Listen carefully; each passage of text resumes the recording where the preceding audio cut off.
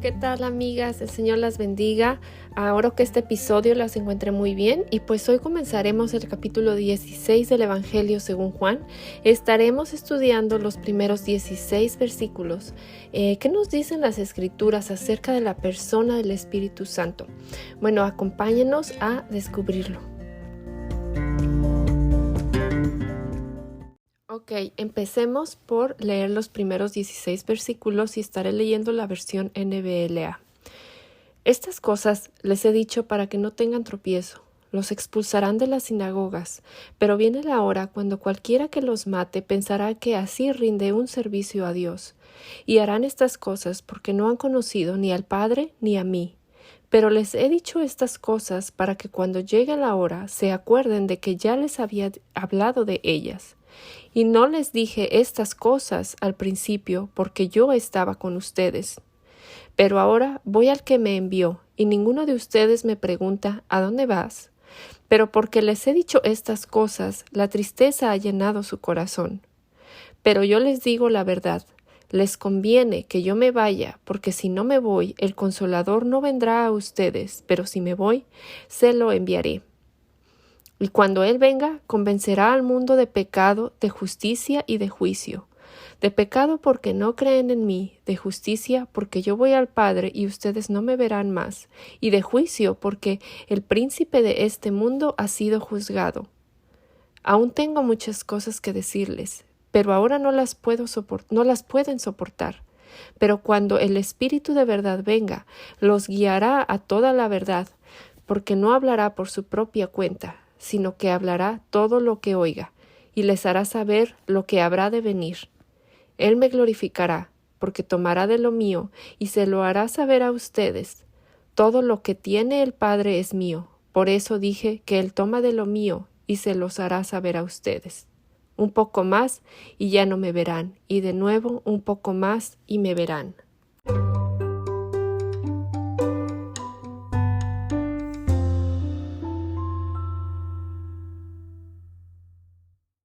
Bueno, después de que Jesús advirtió a sus discípulos del costo de seguirlo, les recuerda nuevamente que se iría a donde estaba desde la eternidad, y sabe que esto significa para sus discípulos que Él ya no andaría con ellos físicamente como lo había hecho por 3 años. Es decir, comer juntos, caminar de un lado a otro juntos, conversar, ver todas esas señales que el Señor hizo durante su encarnación. Ellos se sentirían solos. Pensaron que el Mesías llegaría para quedarse, pero ahora se encuentran con lo inevitable. El Mesías sería crucificado. Ese es el contexto en el que el Señor les dijo a los 11 que Él enviaría al Consolador de parte del Padre.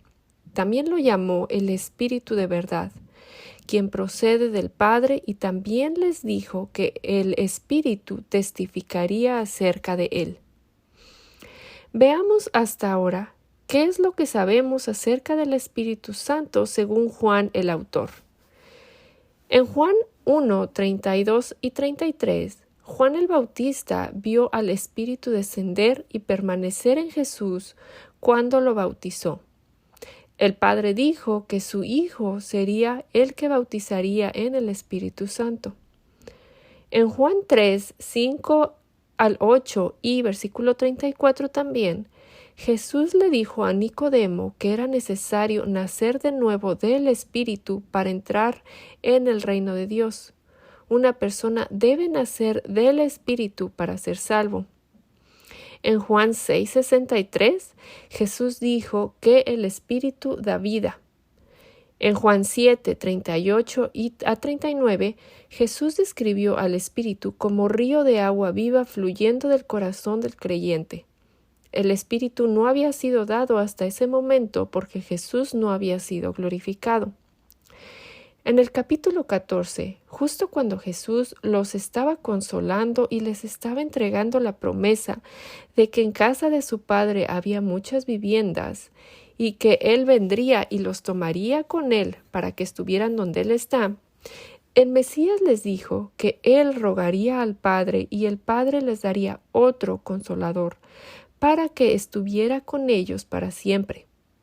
Aquí también hace referencia al Espíritu Santo como el Espíritu de verdad, quien moraba con ellos y estaría en ellos. En esta ocasión, Jesús dijo que el Espíritu, quien el Padre enviaría en el nombre de Jesús, les enseñaría todas las cosas y les recordaría todo lo que Cristo les había ya dicho. En el capítulo 14, versículo 23, Jesús les dijo que tanto Él como el Padre morarían en aquellos que le aman y le obedecen. También en ese mismo capítulo vimos que el Espíritu enseñaría y recordaría a los discípulos lo que Jesús dijo. Y de hecho, cuando Jesús resucitó de los muertos, sus discípulos se acordaron de que Cristo había dicho que esto sucedería y creyeron en la Escritura y en la palabra de Jesús. Y también durante la entrada triunfal, cuando el Mesías entró montado en un asnillo a Jerusalén, sus discípulos se acordaron que esto estaba escrito acerca del Cristo.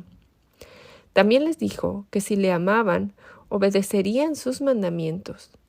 Es decir, es el ayudador, el Espíritu de verdad, quien ayuda a los creyentes a amar y obedecer. Ahora, en Juan 15, versículos 26 y 27, Jesús les dijo que cuando viniera el Consolador, a quien Él enviaría de parte del Padre, Él daría testimonio de Jesús. Y ellos, los discípulos, también darían testimonio de Jesús, pues el Espíritu viviría en ellos. Nosotras, hermanas, si somos nacidas de nuevo y el Espíritu vive en nosotras, damos testimonio de Cristo con nuestra vida, en el trabajo, en la casa, en el gimnasio, en el supermercado. ¡Qué gran privilegio y responsabilidad! Y sabemos que no lo hacemos en nuestros esfuerzos, sino que es gracias al Espíritu quien habita en nosotras.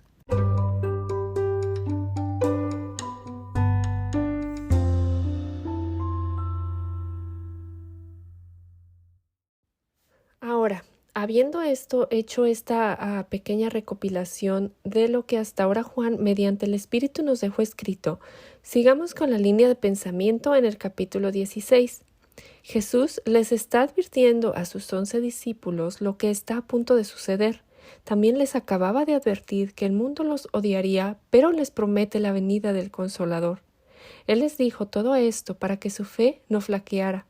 Fueron advertidos, aunque en realidad no entendieron en ese momento sino hasta después. Jesús estaba físicamente con ellos y el Espíritu estaba con ellos hasta ese momento, pero Jesús se iría y el mundo todavía los odiaría. Varias veces en Juan 16 Jesús hizo referencia a todo esto les he dicho o estas cosas que les he dicho. Pero ¿qué es esto que Jesús les ha estado diciendo? Jesús les había estado hablando a sus discípulos acerca de la importancia de la obediencia a su palabra y del amor, y les había dicho que las palabras que le habían escuchado decir eran las palabras del Padre. También les dijo que el Consolador les enseñaría todas las cosas y les haría recordar todo lo que Él les había dicho.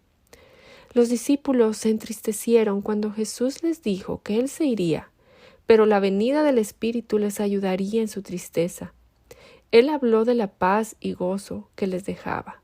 La paz les dejo, mi paz les doy. Yo no se las doy a ustedes como se las da el mundo. No se angustien ni se acobarden. Vemos 3 cosas que el Espíritu, quien vive en los creyentes, hace. 1.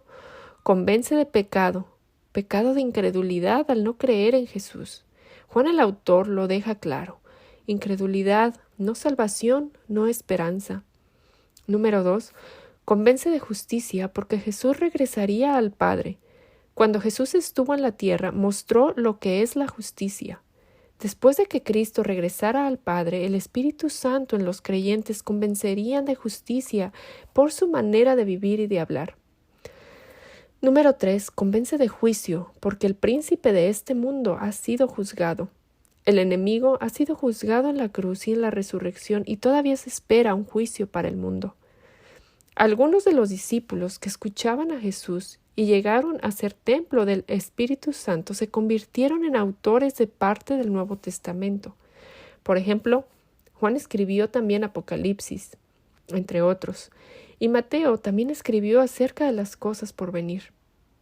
Cuídate, hermana, cuidémonos de cualquier enseñanza que glorifica al Espíritu por encima del Hijo. El Espíritu glorifica a Jesús, el Hijo glorifica al Padre. La obra del Espíritu Santo es manifestar la presencia activa de Dios en el mundo y especialmente en la Iglesia. El Espíritu Santo es la persona de la Trinidad a quien la Escritura representa con mayor frecuencia como presente para hacer la obra de Dios en el mundo. Desde el comienzo de la creación, tenemos la indicación de que la obra del Espíritu Santo es aplicar lo que Dios el Padre ha planeado y lo que Dios el Hijo hizo, como se ve en Génesis 1:2. En Pentecostés, con el comienzo de la nueva creación en Cristo, es el Espíritu Santo quien vino a dar poder a la Iglesia. Hechos 10. Varias profecías en el Antiguo Testamento predijeron un tiempo en que el Espíritu Santo vendría en mayor plenitud, un tiempo en que Dios haría un nuevo pacto con su pueblo. Y cito: les daré un nuevo corazón y les infundiré un espíritu nuevo. Les quitaré ese corazón de piedra que ahora tienen y les pondré un corazón de carne. Infundiré mi espíritu en ustedes y haré que sigan mis preceptos y obedezcan mis leyes. Ezequiel 36, 26 y 27. Cito: después de esto derramaré mi espíritu sobre todo el género humano. Los hijos y las hijas de ustedes profetizarán, tendrán sueños los ancianos y visiones los jóvenes. En esos días derramaré mi espíritu, aún sobre los siervos y las siervas. Joel 2, 28 y 29. A veces se cree que no hubo obra del Espíritu Santo dentro de las personas en el Antiguo Testamento. Esta idea se ha inferido principalmente de las palabras de Jesús a los discípulos, por ejemplo en Juan 14, 17. El Espíritu de verdad, a quien el mundo no puede recibir porque ni lo ve ni le conoce, pero ustedes sí lo conocen porque mora con ustedes y estará en ustedes. Cierre de comillas. No debemos concluir de este versículo que no hubo obra del Espíritu Santo en las personas antes de Pentecostés. Aunque el Antiguo Testamento no habla con frecuencia de personas que tenían el Espíritu Santo en ellas o que estaban llenas del Espíritu Santo, sí hay algunos ejemplos. Leemos que Josué tenía el Espíritu Santo dentro de él. Y cito: el Señor dijo a Moisés: toma a Josué, hijo de Nun, hombre en quien está el Espíritu, y pon tu mano sobre él. Números 27, 18. Y cito: y Josué, hijo de Nun, estaba lleno del espíritu de sabiduría, porque Moisés había puesto sus manos sobre él, y los israelitas le escucharon e hicieron tal como el Señor había mandado a Moisés. Deuteronomio 34, 9. Leemos en Ezequiel: mientras él me hablaba, el Espíritu entró en mí y me puso en pie y oí al que me hablaba. Ezequiel 2:2. También más tarde leemos: entonces el Espíritu entró en mí, me hizo ponerme de pie y habló conmigo y me dijo: ve, enciérrate en tu casa. Ezequiel 3:24. Y en Miqueas también leemos: yo, en cambio, estoy lleno de poder, del Espíritu del Señor, y de juicio y de valor, para dar a conocer a Jacob su rebelión y a Israel su pecado. Miqueas 3:8. Eso quiere decir que cuando Jesús les dice a sus discípulos que el Espíritu Santo que habita con ellos y estaría en ellos, no puede significar que había una diferencia absoluta entre la obra del Espíritu Santo del Antiguo y del Nuevo Pacto. Pero él decía esto del Espíritu, que los que habían creído en él habían de recibir, porque el Espíritu no había sido dado todavía, pues Jesús no había sido glorificado, como leemos en Juan 7:39. Esto tampoco puede significar que no hubo obra del Espíritu en la vida de las personas antes de Pentecostés. El Espíritu Santo no había entrado en la forma en que Dios había prometido poner el Espíritu Santo dentro de su pueblo, cuando vendría el nuevo pacto. Y cito Ezequiel 36. Además, les daré un corazón nuevo y pondré un espíritu nuevo dentro de ustedes. Quitaré de su carne el corazón de piedra y les daré un corazón de carne. Pondré dentro de ustedes mi espíritu y haré que anden en mis estatutos y que cumplan cuidadosamente mis ordenanzas. Ezequiel 36, 26, 27 y 37, versículo 14. Tampoco el Espíritu Santo había sido derramado en la gran abundancia y plenitud que caracterizaría la era del nuevo pacto, como leemos en la profecía de Joel 2. Y cito: «Y sucederá que después de esto derramaré mi espíritu sobre toda carne, y sus hijos y sus hijas profetizarán, y sus ancianos soñarán sueños, sus jóvenes verán visiones, y aun sobre los siervos y las siervas derramaré mi espíritu en esos días». Otro aspecto de la obra del Espíritu Santo es enseñar ciertas cosas al pueblo de Dios e iluminarlos para que puedan entender las cosas. Jesús prometió esta función de enseñanza especialmente a sus discípulos cuando dijo que el Espíritu Santo os enseñará todas las cosas y os recordará todo lo que os he dicho. Juan 14, 26. Y dijo: Él os guiará a toda verdad. Juan 16, 13. En otros casos, el Espíritu le reveló a Pablo que sufriría en Jerusalén. Hechos 20. Y le dijo expresamente cosas que sucederían en los últimos días. Primera de Timoteo 4:1. Y también le reveló lo que Dios había preparado o ha preparado para los que le aman. Primera de Corintios 2:10. La obra iluminadora se ve en el hecho de que nos hace comprender, y cito: «Y nosotros hemos recibido no el espíritu del mundo, sino el espíritu que viene de Dios, para que conozcamos lo que Dios nos ha dado gratuitamente». Primera de Corintios 2:12.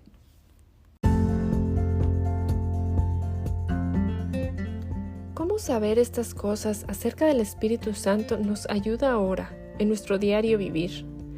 Amigas, oremos para que el Espíritu Santo nos ilumine y así nos ayude a entender correctamente cuando estudiamos las Escrituras o cuando reflexionemos sobre situaciones en nuestras vidas. Aunque el salmista no mencionó específicamente al Espíritu Santo, él oró por tal iluminación cuando le dijo a Dios: «Abre mis ojos para que vea las maravillas de tu ley». Salmo 119:18. Hay momentos en que ciertos pasajes de las Escrituras te hablan con gran relevancia y contundencia. ¿Cómo sabes cuando esto está sucediendo? ¿Tienes una sensación de vez en cuando del agrado o desagrado del Espíritu Santo en algún curso de acción que estás tomando? ¿Hay algo en tu vida que esté contristando al Espíritu Santo? ¿Qué planeas hacer al respecto? Amiga, reflexionemos en las preguntas anteriores, agradezcamos al Señor por su Espíritu viviendo dentro de cada creyente y su trabajo en nosotras. Vengamos a arrepentimiento y confesión de cualquier pecado que esté entristeciendo al Espíritu Santo. Bueno, hasta la próxima semana y que el Señor las bendiga.